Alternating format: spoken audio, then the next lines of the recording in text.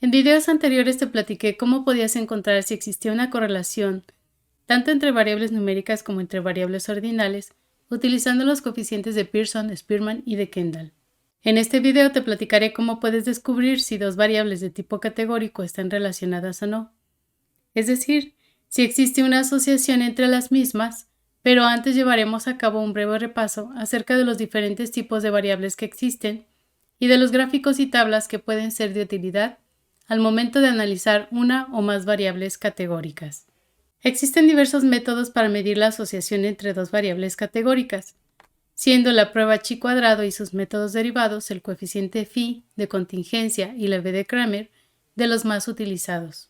Adicional a estos cuatro métodos, te hablaré de una medida de asociación llamada lambda, la cual nos permite calcular la reducción proporcional del error al momento de realizar la predicción de una variable dependiente cuando utilizamos los valores de la variable independiente.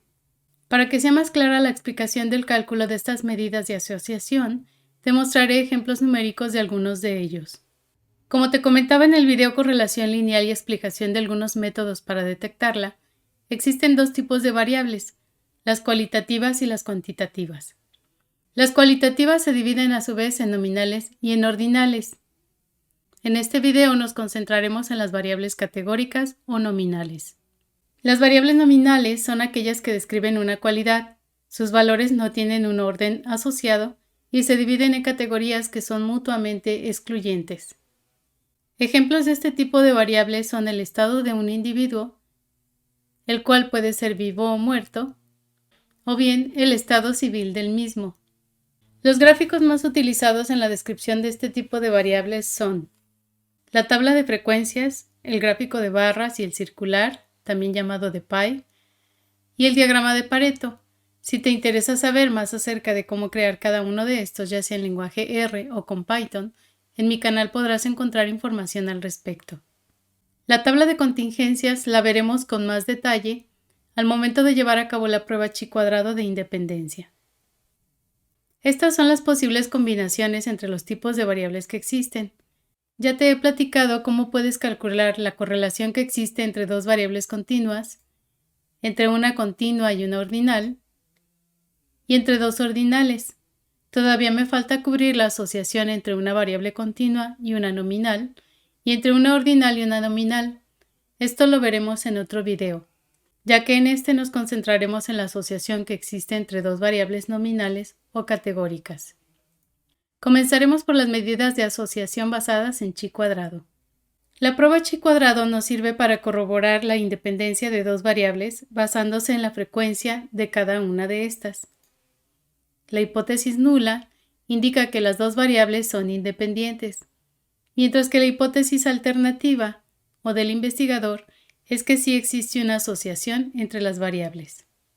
Para comprender un poco mejor el término de independencia de las variables, veamos la condición que se debe cumplir para aseverar que dos variables son independientes, la cual se lee de la siguiente manera.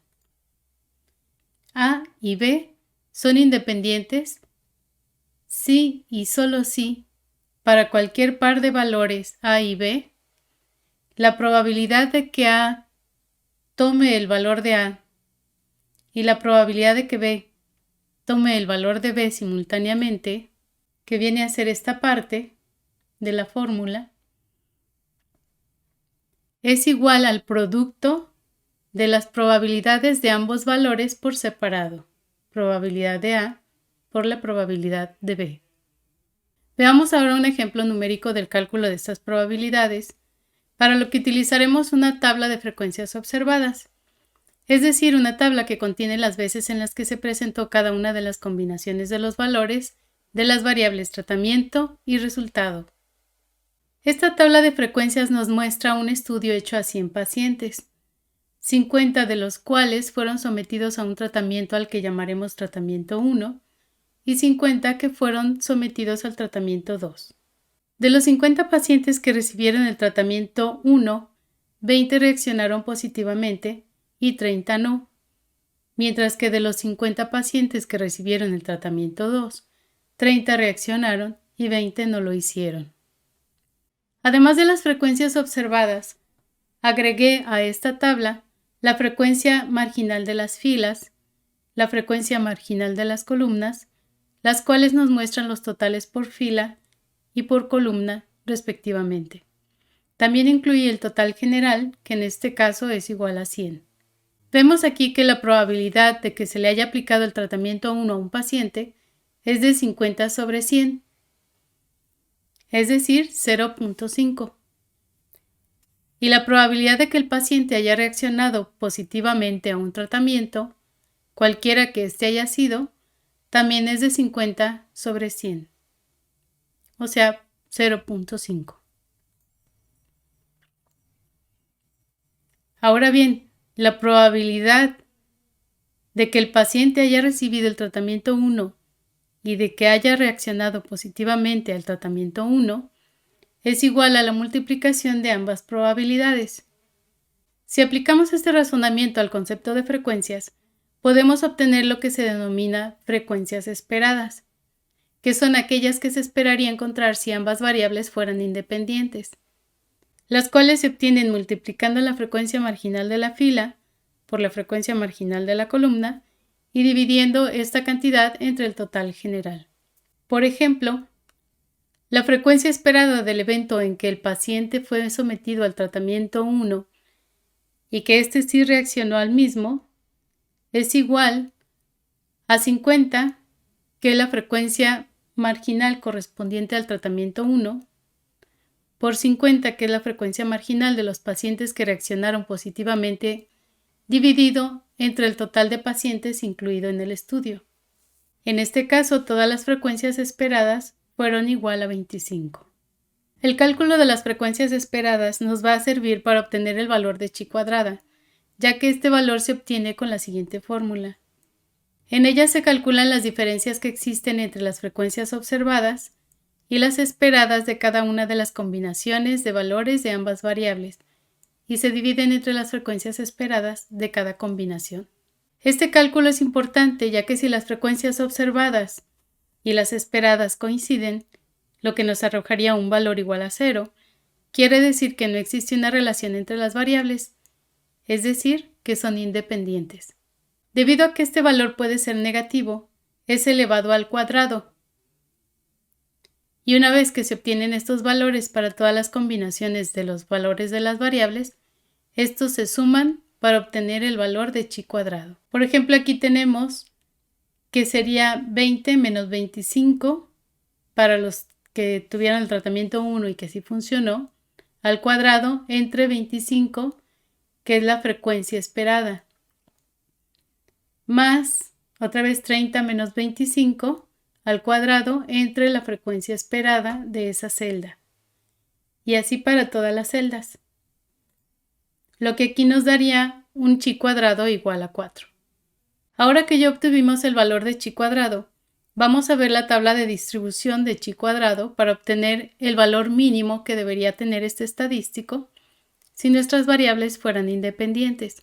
Vamos a tomar un valor de significancia de 0.05, que es el que usualmente se utiliza en las pruebas de hipótesis, por lo que nos ubicaremos en la fila correspondiente a 0.05. La fila la vamos a escoger tomando en cuenta la cantidad de filas y de columnas que tenemos, ya que nos piden los grados de libertad, cantidad que se calcula multiplicando la cantidad de filas menos 1 por la cantidad de columnas menos 1, lo que nos da un total de 1. El valor que obtenemos de la tabla es 3.8415, el cual es nuestro valor crítico de chi cuadrado. Este valor lo vamos a comparar con el valor calculado de chi cuadrado, ya que para que podamos aceptar la hipótesis nula, que nos dice que las dos variables son independientes, el valor de chi cuadrado debe ser menor que el valor crítico de chi cuadrado. El valor calculado es igual a 4, mientras que el valor crítico es de 3.8415, por lo que no se cumple la condición de que el primero sea menor que el segundo. Por lo tanto, rechazamos la hipótesis nula y con una confianza del 95% podemos afirmar que existe una asociación entre las variables tratamiento y resultado. ¿Pero qué tan fuerte es la asociación? Uno de los problemas que tiene la prueba de chi cuadrado es que cuando se tienen tablas con valores proporcionales, los valores obtenidos son muy diferentes, lo que nos llevaría a conclusiones muy diferentes también. Por ejemplo, en la tabla frecuencias observadas B, tenemos cantidades que duplican aquellas contenidas en la tabla frecuencias observadas A, por lo que se esperaría que al momento de calcular chi cuadrado con los valores de ambas tablas, obtuviéramos el mismo valor, ya que la relación proporcional que presentan las variables tratamiento y resultados es la misma. Sin embargo, como podemos observar aquí, el chi cuadrado de la primera tabla es igual a 4 y el chi cuadrado de la segunda tabla es igual a 8. Para evitar este tipo de problemas se crearon unas modificaciones, las cuales se aplican dependiendo del tipo de tabla de frecuencias que se tenga.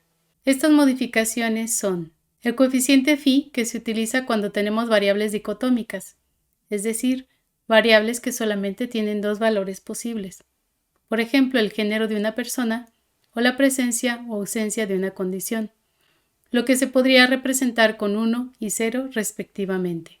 El coeficiente de contingencia, que se utiliza cuando tenemos variables politómicas con la misma cantidad de categorías, mismas que forman una tabla cuadrada de frecuencias.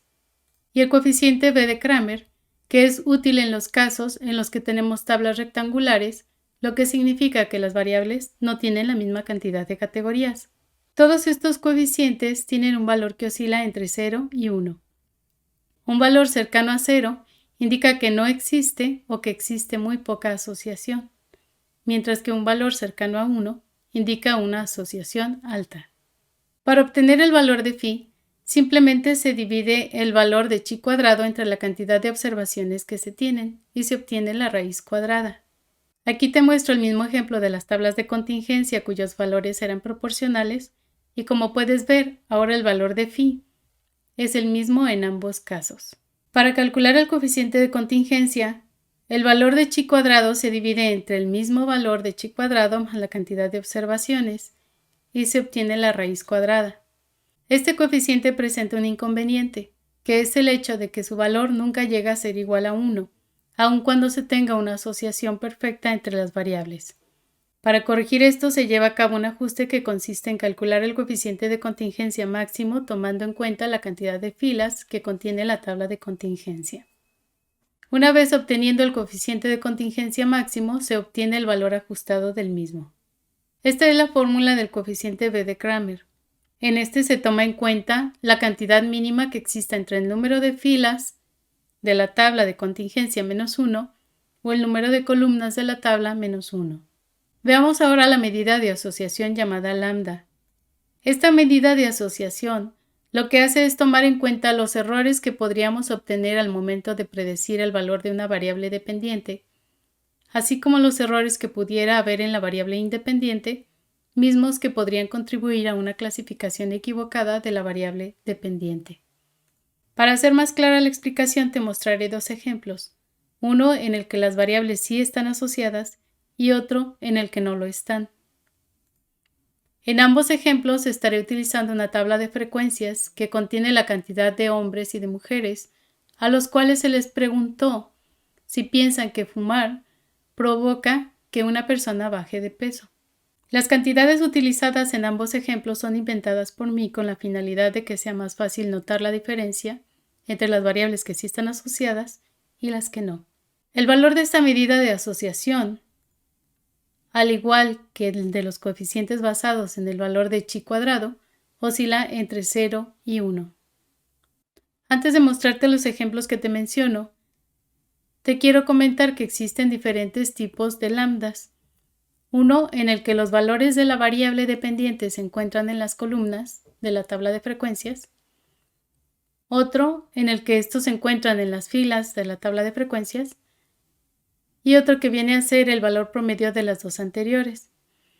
A este último se le llama lambda simétrica o simplemente lambda y es la que se utiliza más comúnmente. Vamos a calcular primero el lambda columna, lo que significa que tomaremos la variable sexo del fumador como la variable dependiente.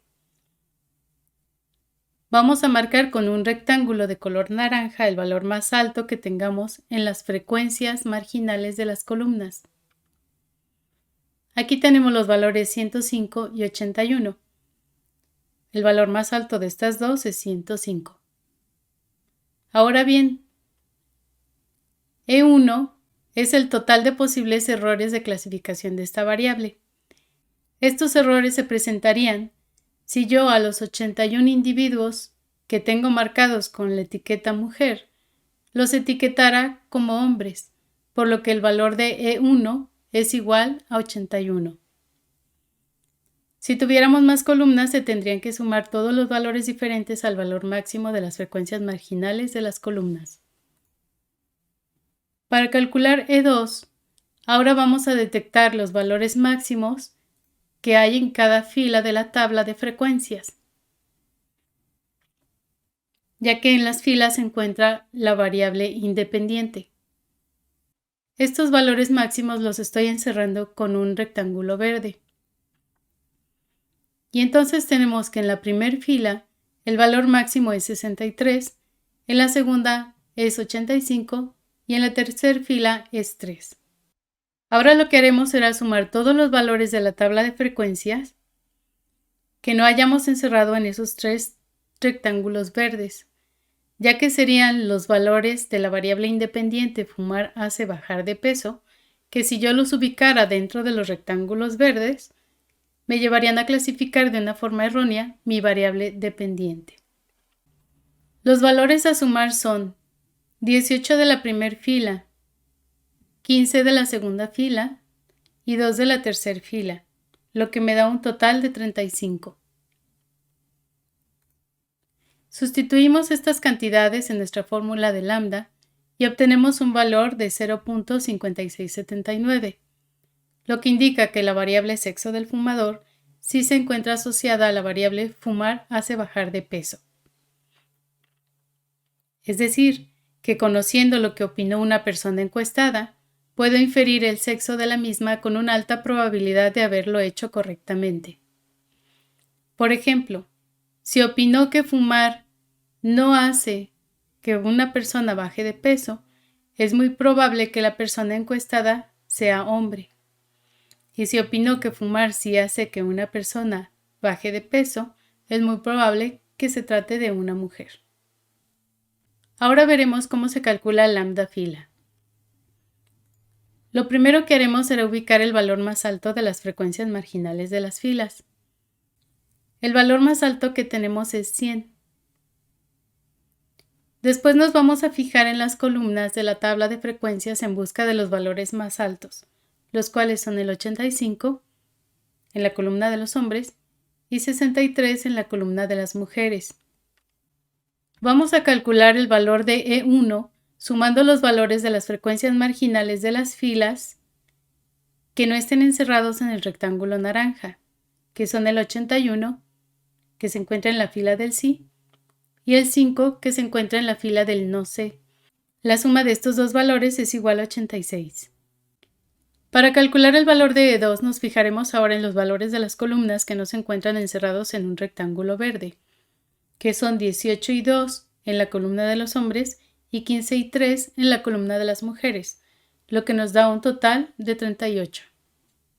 Sustituimos estos valores en nuestra fórmula de lambda y obtenemos un valor de 0.5581, lo que significa que la variable fumar hace bajar de peso está asociada a la variable sexo del fumador, de manera que sabiendo el sexo de este último, puedo inferir la opinión que tiene acerca del efecto del cigarro en el peso de una persona.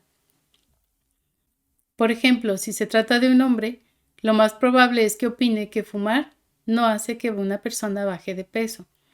Y si se trata de una mujer, lo más probable es que opine que fumar sí hace que baje de peso.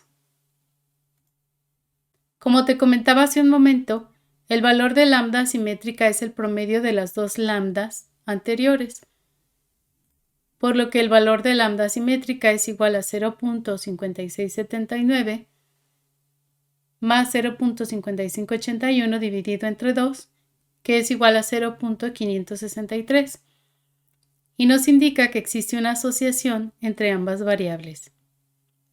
Por último, te muestro un ejemplo en el que no existe asociación entre las variables, para que puedas apreciar las diferencias que existen entre una tabla de frecuencia y otra, así como entre los valores obtenidos con las mismas. Para llevar a cabo este ejemplo, cambié los valores de la tabla de frecuencias de manera que no existiera una diferencia muy marcada ni entre las columnas ni entre las filas.